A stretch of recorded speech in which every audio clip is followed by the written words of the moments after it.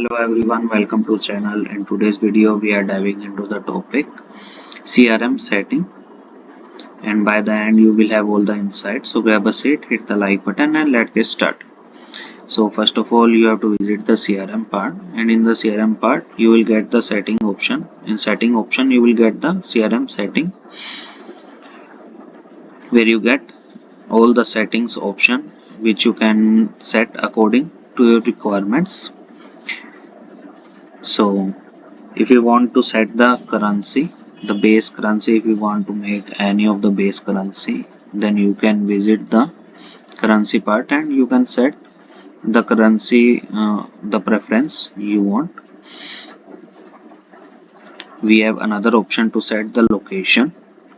You can set the location also. This would be helpful for the tax part.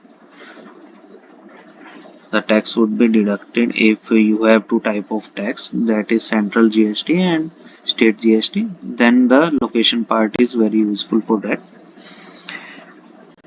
For pipelines you can click on the deal pipelines, and here you get every pipeline detail, and you can click on the three horizontal lines and you can click on the edit option, and you can also click on the edit stages option, so you can edit the stage over here.